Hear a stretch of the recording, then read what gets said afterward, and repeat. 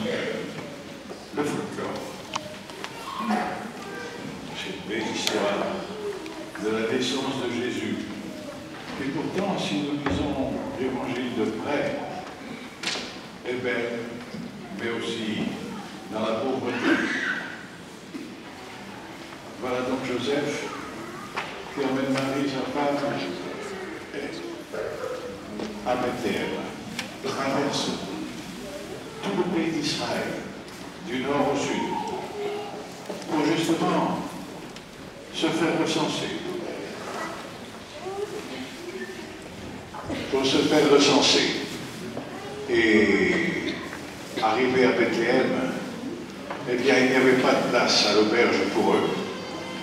Car bien sûr, c'est comme aujourd'hui, quand il y a une grande fête, quand il y a beaucoup de monde, les prix montent et ils n'avaient pas de quoi se payer une chambre pour eux. Alors, il y a déjà quelques années de cela, j'ai eu l'occasion d'aller faire un pèlerinage à Jérusalem. Et arrivé à Bethléem, on nous a expliqué la naissance de Jésus, le lieu de la naissance. Il y a bien sûr la basilique de la Nativité. Et on dit que c'est là que Jésus est né, que c'est à cet endroit-là qu'a été construite cette basilique. Mais en même temps, on nous dit, oui, mais c'est pas absolument certain, le lieu. Ce qui est certain, c'est que Jésus est né à Bethléem. Et alors, avec le groupe de pèlerins que j'étais, nous avons été dans les alentours immédiats de Bethléem. Et nous nous sommes retrouvés dans les champs. Et il y a beaucoup de grottes là. Et il y avait une grotte qui était grande, très grande. On peut dire quasiment presque aussi grande que cette église. Et nous sommes entrés dans cette grotte. Et notre guide nous a dit, on ne sait pas exactement où Jésus est né, mais probablement, puisqu'il n'y avait pas de place à l'auberge, qu'il est né dans une grotte semblable à celle-ci. Il y en a beaucoup autour de Jérusalem. Et nous avons relu cet évangile que nous venons de lire, l'évangile de la naissance de Jésus. Et imaginez donc cette naissance dans la pauvreté, une grotte qui servait d'étable la nuit aux bêtes. Jésus qui naît là. Et puis ces événements merveilleux qui se passent autour de la naissance de Jésus. Les anges qui apparaissent aux bergers et qui leur annoncent une grande joie. Et les bergers qui viennent dans cette grotte célébrer Jésus. Depuis quelques jours après, l'histoire des rois mages, ces rois, des astrologues, dit-on, qui venaient de loin, ils avaient vu une étoile se lever, et pour eux, c'était le signe de la naissance d'un grand roi. Et ils venaient donc adorer l'enfant nouveau-né et lui apporter des présents, de l'or, de l'encens et de la myrrhe. Et puis l'histoire d'Hérode, après, qui a voulu faire tuer l'enfant, il avait peur que cet enfant le détrône et prenne sa place. Or, Jésus n'est pas venu du tout pour être un roi temporel. Jésus a été envoyé par son Père pour régner dans nos cœurs, pour nous montrer le chemin de la vie, de la vraie vie, de la vie éternelle avec Dieu, le chemin du bonheur. Mais en même temps, et je crois que là, le pape François a eu une intuition formidable. En même temps, nous le trouvons attesté dans les Écritures, dans les écrits des pères du désert, etc., depuis toujours. Dieu est miséricorde. Et en envoyant Jésus, eh bien, Jésus, sa mission première, c'est de nous donner, de nous partager cette miséricorde de Dieu. Miséricorde, qu'est-ce que cela veut dire? Eh bien, c'est tout simple. Pourvu que je sois de bonne volonté, quel que soit mon péché, peu importe, eh bien, Dieu me rachète, Dieu me pardonne. Et Jésus est venu seul pour cela, pour nous distribuer sa miséricorde. Nous recevons à travers Jésus la miséricorde de Dieu. Et cette miséricorde, nous avons à la partager tout autour de nous, la partager pour que tout homme en bénéficie. Tout au moins, tout homme de bonne volonté. Tout à l'heure, nous avons chanté le Gloria, les anges dans nos campagnes. Dans le texte latin, il est dit « et paix aux hommes de bonne volonté ». la paix de Dieu. C'est ce que Jésus nous apporte, la paix de Dieu dans nos cœurs, pour nous permettre justement de marcher sur le chemin qui mène vers Dieu, vers la joie éternelle, vers le bonheur véritable. Et la venue de Jésus, eh bien, il est venu pour transformer notre monde, pour en faire un monde de fraternité, un monde où chacun est miséricordieux envers l'autre, ne juge pas, etc. Mais vous me direz, oui, mais, et c'est vrai, le mal, il existe. Jésus aussi nous l'a dit. Jésus nous a dit que jusqu'à la fin des temps, le démon, le malin, le mal, délivre-nous du mal, disons-nous dans notre Père. C'est le malin, c'est le démon. Eh bien, sera l'œuvre et cherchera toujours à revenir, à nous reprendre avec lui. Insidieusement ou brutalement, c'est selon. Mais s'il nous faut revenir sur les événements du 13 novembre, ces attentats, eh bien, que pouvons-nous en dire, sinon que ce n'est que l'œuvre du démon. Ce n'est pas au nom d'une religion qu'on tue, au contraire. Ce n'est que l'œuvre du démon. J'ai reçu hier un courrier venant du centre d'amitié islamo-chrétienne.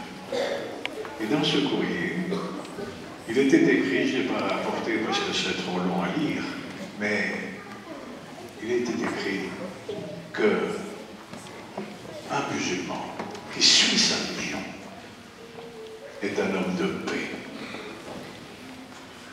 Et que ceux qui ne sont pas des hommes de paix ne sont pas des croyants, ne sont pas de vrais croyants. Voilà ce qu'écrit des imams. C'est bon de le savoir. Et c'est bon que nous demandions aussi au Seigneur que sa miséricorde s'étende à tous ceux qui ne le connaissent pas encore, à tous ceux qui suivent le malin, qui suivent le démon, qui cherchent à nous récupérer à travers, bon, il y a cet exemple-là, mais l'exemple le plus courant, c'est à travers l'argent. L'argent dont nous sommes trop tentés de faire notre véritable Dieu. L'argent, nous en avons besoin pour vivre. Nous en avons, tant mieux. Mais n'en faisons pas un absolu. L'absolu, c'est Dieu. C'est sa miséricorde qui vient sur nous et qui nous attire à lui. Soyons conscients de cela. On n'en parle pas assez du mal. Pourtant, le mal est à l'action dans notre monde. Ne nous laissons pas tromper. Dieu nous apporte la paix à travers son Fils Jésus. Et si vous lisez le Coran, vous verrez que dans le Coran aussi, la grande valeur, c'est la paix de Dieu, la fraternité, l'amitié. Il est bon de se rappeler cela. Ne stigmatisons pas. Jésus nous a dit, ne jugez pas, que vous ne serez pas jugés. Jésus, il nous dit aussi qu'il a été envoyé par son Père pour qu'aucun de ceux que le Père lui confie ne soit perdu. Tout homme est fils de Dieu. Dieu veut réunir tous les hommes avec lui dans la vie éternelle, dans la joie, dans la paix. Mettons-nous à l'écoute de Jésus. Cherchons à marcher sur le chemin qu'il nous montre, justement, pour nous-mêmes aussi arriver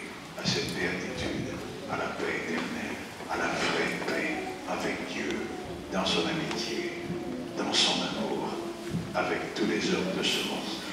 Amen.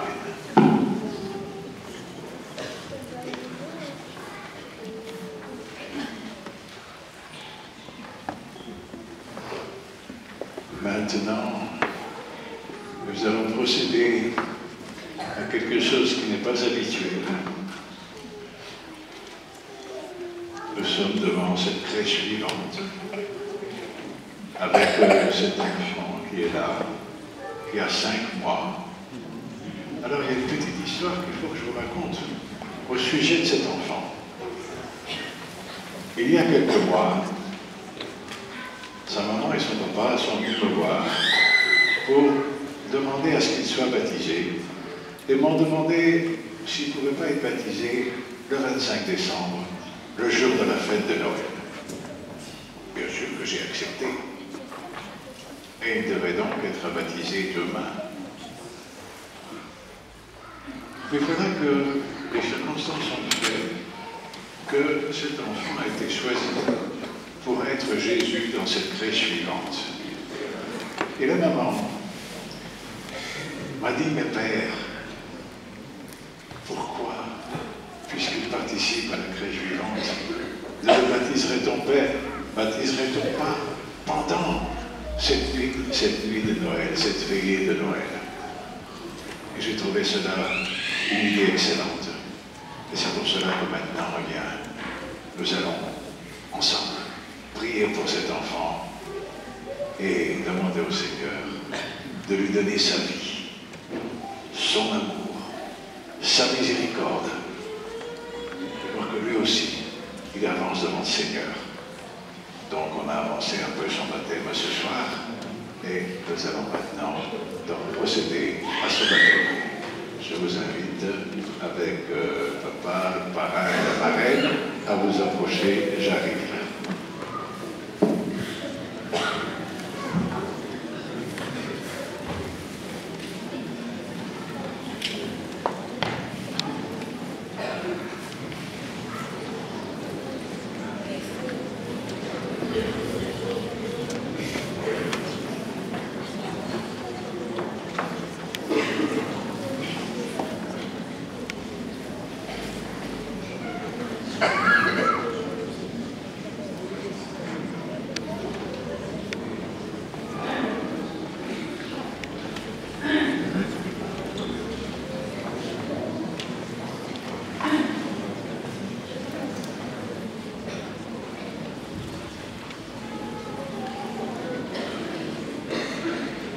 Tout d'abord, quel nom avez-vous choisi pour votre enfant?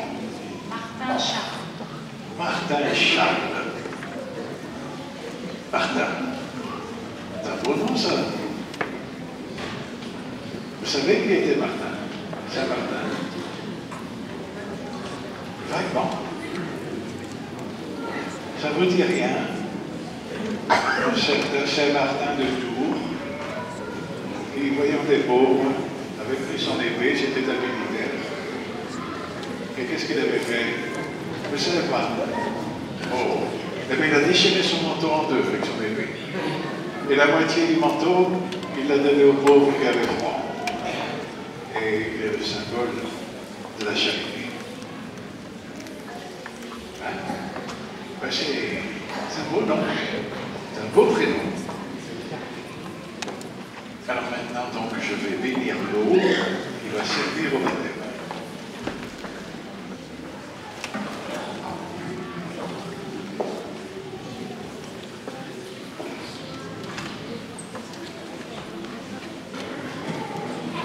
Père infiniment bon, tu as fait jaillir en nous la vie nouvelle des enfants de Dieu au jour de notre baptême. Tu rassembles en ton nom, en ton Fils Jésus-Christ, tous ceux qui sont baptisés dans l'eau et l'Esprit Saint, pour qu'ils deviennent un seul peuple. Tu répands ton esprit d'amour dans nos cœurs, pour nous rendre libres et nous faire goûter la paix de ton royaume. Tu choisis les baptisés pour annoncer parmi toutes les nations l'évangile du Christ. Père, c'est toi qui appelles Martin Charles aujourd'hui. il est présenté au baptême dans la foi de l'Église. Daigne maintenant bénir cette eau où il va renaître de l'Esprit Saint pour vivre de la vie éternelle par Jésus le Christ, notre Seigneur. Amen.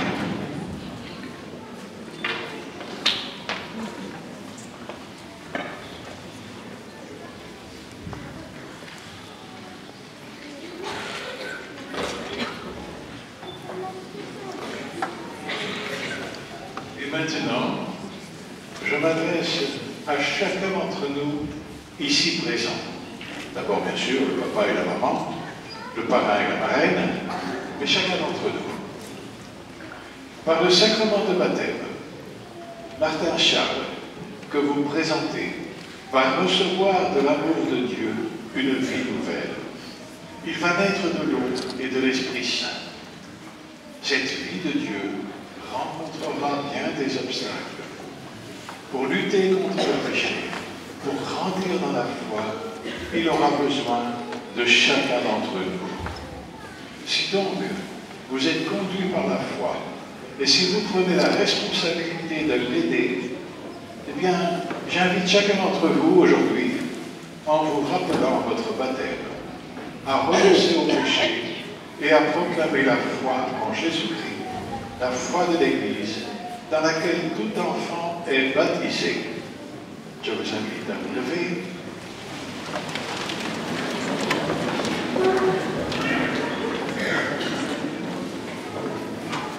Pour vivre dans la liberté des enfants de Dieu, rejetez-vous le péché. Oui, nous le rejetons. Pour échapper à l'emprise du péché, rejetez-vous ce qui conduit au mal. Oui, nous le rejetons. Pour suivre Jésus, le Christ, rejetez-vous Satan, qui est l'auteur du péché. Oui, nous le rejetons. Croyez-vous en Dieu le Père Tout-Puissant, Créateur du ciel et de la terre. Oui, nous croyons. Croyez-vous en Jésus-Christ, son Fils unique, notre Seigneur, qui est né de la Vierge Marie, a souffert la passion, a été enseveli, est ressuscité d'entre les morts et qui est assis à la droite du Père. Oui, nous croyons. Croyez-vous en l'Esprit Saint, à la Sainte Église catholique, à la communion des saints, au pardon des péchés, à la résurrection de la chair et à la vie éternelle. Oui, nous croyons. Telle est notre foi. Telle est la foi de l'Église que nous sommes fiers de proclamer dans le Christ Jésus, notre Seigneur. Alors, voulez-vous que Martin Charles soit baptisé dans cette foi de l'Église que tous ensemble nous venons d'exprimer? Alors, Martin Charles, approche-toi.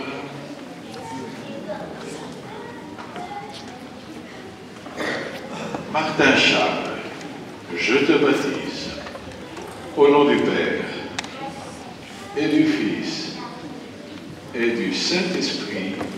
Amen.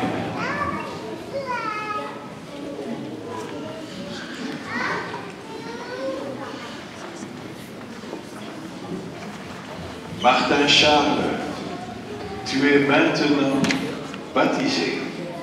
Le Dieu Tout-Puissant, Père de Jésus le Christ, notre Seigneur, t'a libéré du péché et t'a fait renaître de l'eau et de l'Esprit Saint. Désormais, tu fais partie de son peuple, tu es membre du corps de Christ et tu participes à sa dignité de prêtre, de prophète et de roi. Dieu te marque de l'huile du salut afin que tu demeures dans le Christ pour la vie éternelle. Amen.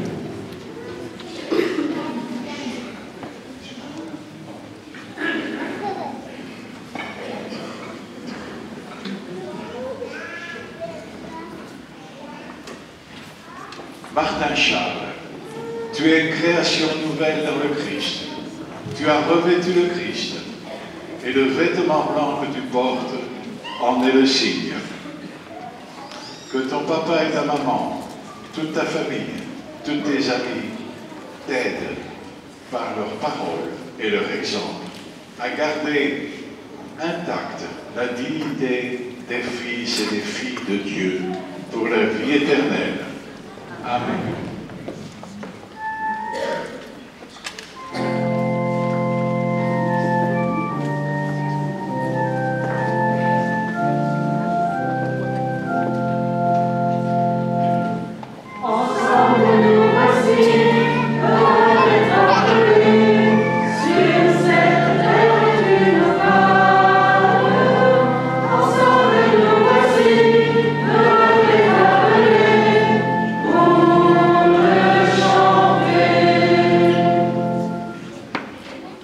C'est à vous, le papa et la maman, le parrain et la marraine, que cette lumière est confiée.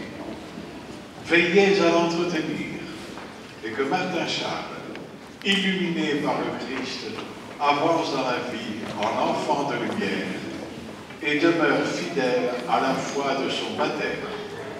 Ainsi, quand le Seigneur viendra, il pourra aller à sa rencontre dans son royaume avec tous les saints du ciel. Amen. Voilà, vous pouvez vous asseoir.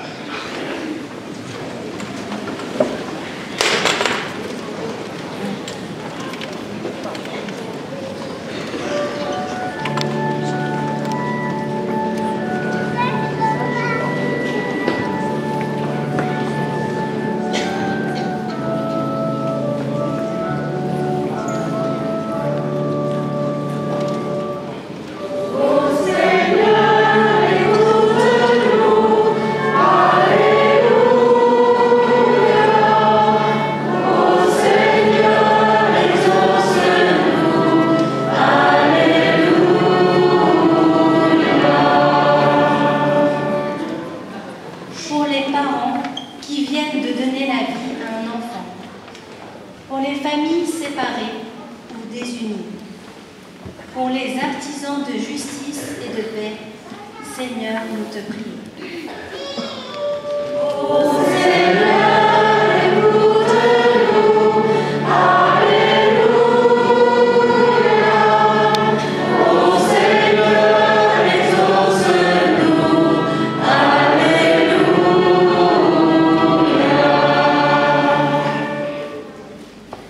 Pour celles et ceux qui gouvernent le monde, pour les croyants de toutes les religions, pour l'Église et les chrétiens persécutés, Seigneur, nous te prions. Ô Seigneur, écoute-nous, Alléluia. Ô Seigneur, exauce-nous, Alléluia.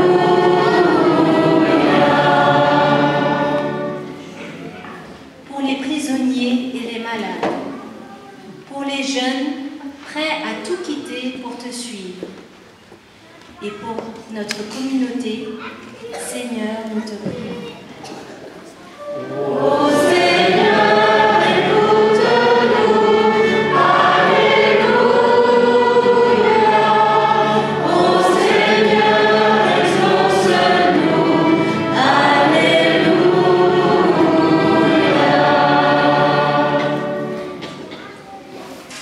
Dieu notre Père, toi la source de toute joie, entends la prière que ton peuple t'adresse en ce jour de fête. Nous te le demandons par Jésus le Christ notre Seigneur, qui vit et règne avec toi pour les siècles des siècles. Amen.